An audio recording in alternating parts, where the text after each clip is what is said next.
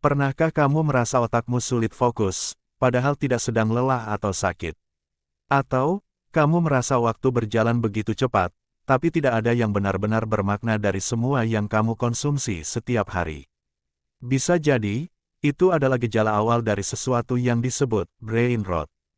Brain rot, secara harfiah berarti pembusukan otak, bukan istilah medis resmi.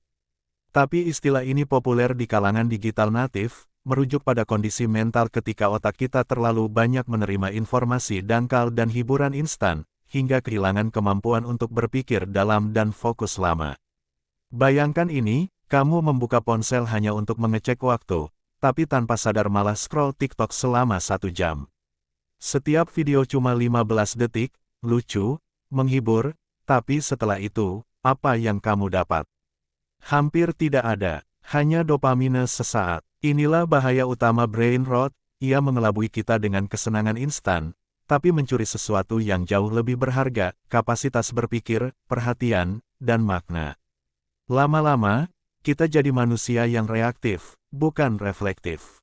Otak manusia tidak diciptakan untuk menerima ribuan potongan informasi per hari. Dulu, satu buku bisa dibaca sebulan. Sekarang, satu feed bisa disapu dalam 5 menit. Tapi berapa persen yang benar-benar kita serap dan pahami? Brain rot juga membuat kita kehilangan kemampuan untuk menikmati hal-hal yang sederhana tapi mendalam, membaca buku, menulis, berdiskusi serius, bahkan sekadar duduk dan berpikir. Semua terasa terlalu pelan dan membosankan. Karena itulah, brain rot sering datang diam-diam. Ia tidak seperti stres atau depresi yang langsung terasa menyiksa. Ia manis di awal, tapi membusuk di dalam. Dan kita sering terlambat menyadari saat otak kita mulai rusak pelan-pelan.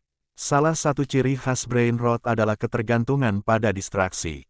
Kita merasa gelisah kalau tidak ada suara, musik, atau video yang diputar. Keheningan terasa mengancam. Padahal, dalam keheningan, justru lahir banyak ide besar. Kebiasaan ini juga berdampak pada relasi sosial. Banyak orang sekarang kesulitan berbicara lama tanpa mengecek ponsel. Fokus dalam percakapan jadi barang langka.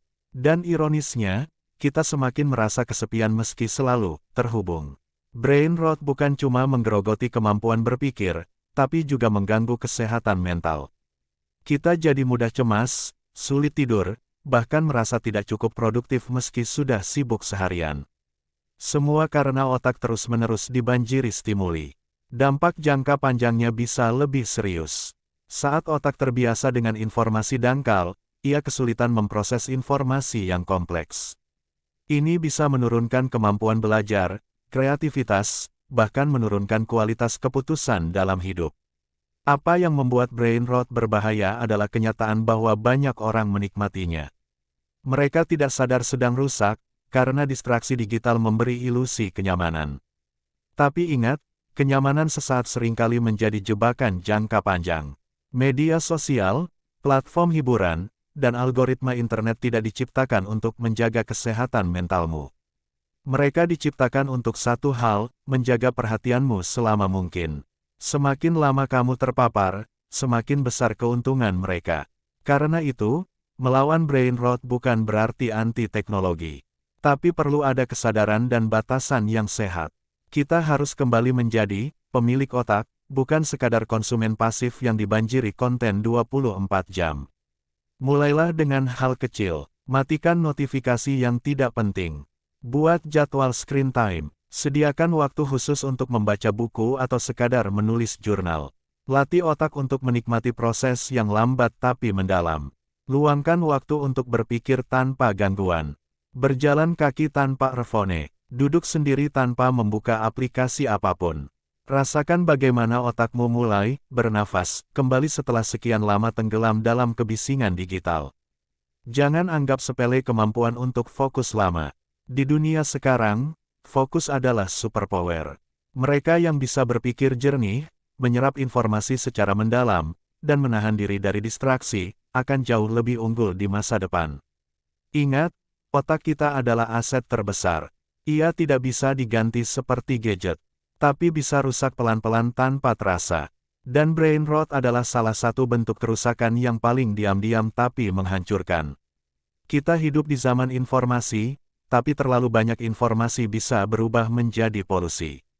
Tugas kita bukan menyerap semuanya, tapi memilih yang penting, mendalam, dan memberi makna. Jadi, sebelum terlambat, tanyakan pada dirimu, apa yang selama ini kamu konsumsi setiap hari? Apakah itu menumbuhkanmu, atau malah membusukkan otakmu perlahan-lahan? Waktunya untuk sadar, waktunya untuk waras.